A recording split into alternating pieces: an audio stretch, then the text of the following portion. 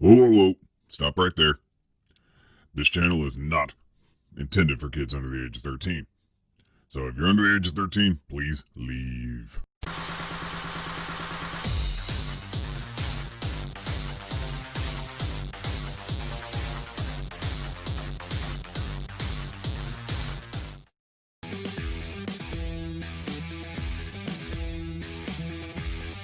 Hey everybody, Arthur here with another unboxing video. Today we have Marvel Legends series, Marvel's Spider-Man, Marvel's Vulture. That's a lot of Marvels on this package, but hey, you gotta know it's Marvel. But it comes in that typical style Marvel Legends series packaging, and it is from the Demogoblin Build-A-Figure wave.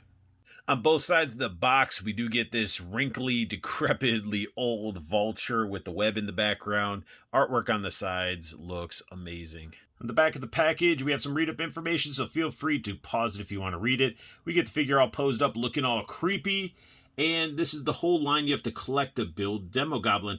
And honestly, the Vulture was the only figure from this wave that I wanted, so I ended up picking up all the extra Build-A-Figure pieces through trades and purchases. So I will be building Demogoblin. Now, the Vulture comes with Demogoblin's head for the Build-A-Figure, and this head sculpt is insane. I can't wait to put them together, and really, this is really what sold me on that Build-A-Figure. Vulture does come with a alternate head sculpt, and it looks awesome. He's old. He's got his little... The sculpted in line work on this is freaking awesome.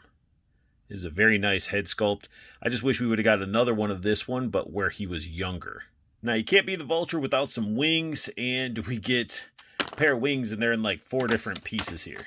Now, the Vulture up close looks awesome. I love this menacing old man face, all the wrinkles, got the liver spots and everything.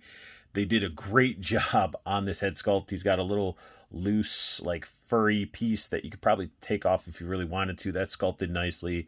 We get this painted on like line work. I wish they would have sculpted this into the figure like they did with the other head.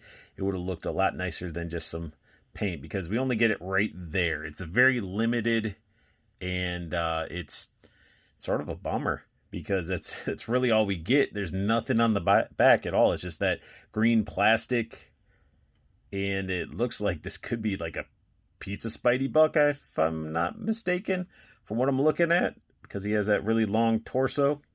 And then we do get some really cool hands. Like, these hands are sculpted very, very nice. I like them a lot. They're just big and bony and old. They could have used like some liver spots on the hands too, which would have been pretty cool. Now, a bummer on my figure is that his neck has like, it's like separating, because if you look on the other side, you can't even see that seam at all, but you just got the giant neck seam popping right there. That's a little bit of a bummer.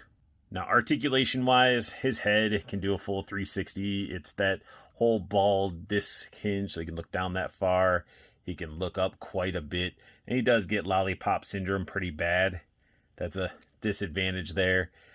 His arms, I mean, it's all that typical Marvel Legends style articulation. We get the butterfly joints because it's on that Spider-Man buck, and it does gap right there. You know, full 360, bicep swivel, double jointed elbow, wrist rotation, and bend.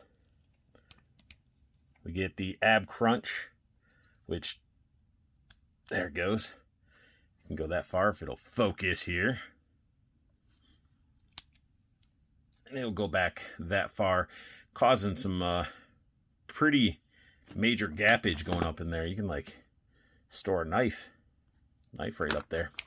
We get the rotation, and I hate this. I really don't like bookshelf hips. You guys have seen me and heard me complain in all my videos when I rotate a figure right there, and it causes that. Like, they just need to do the ball joint system, and it'll be a lot better. Thigh cuts, they're okay. We get like this two-tone plastic like they like to do, where this is like more of a matte. Then we get into the glossy.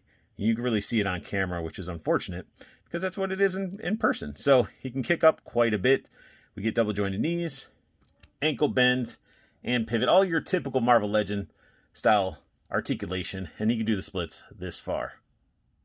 I'm so happy they made this Vulture, because I needed it for my Sinister Six setup, and it's very nice looking. Like, I love the transition of the greens to the feathers or wings or arms or whatever the hell you want to call them. But what sucks though is like all the detail is not on the inside at all. It's all on the outside, and those do tend to fall out. So they basically did like the Darkhawk type of arms, and they just port in, and some stay snug in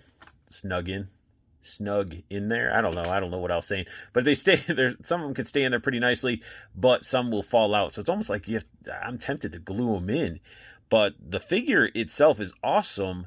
I just wish they would have added more green throughout, or they sculpted this line work in, and I wish the wings were a little bit better, because even Darkhawk, I love that figure. The wings just bugged me. That whole separation, two-piece type of, it's weird. It's very weird. Now, a nice thing about the figure and the wings being broken up, you can actually swap sides. So if you want this nice, transitioning and detail on the inside, you definitely can. And then if you don't, you can swap it around. It's really however you want to do it. And I guess there is some sculpted detail on this side of this part, but none really up in the top part of the wings. But either way, you can flip the wings around and, set them up for however you want to pose them, or however you're going to do photos with. But this figure is pretty awesome. It's just wings, Vulture, old man, Sinister Six. So in the end, the Vulture looks like the Vulture. It's a solid figure. Sure, there's little things that could be tweaked and fine-tuned, but for a $20 figure, it's a solid release.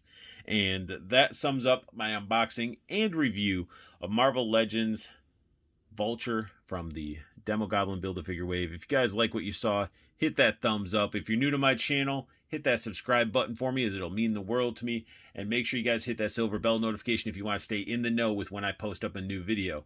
Make sure you guys check out Toyco Toys and Collectibles as well. The website's down below, and there's a promo code for you guys to get free shipping on anything you place off that website. So check it out. And there's a Facebook pre-order group for Toyco, so you can join up in there, stay in the know with the collectibles, and be able to take advantage of the amazing pre-order pricing that Andrew does for the figures that he sells. So definitely check that out as well. And I want you guys to have the best luck hunting, keep on collecting, and have a beautiful day.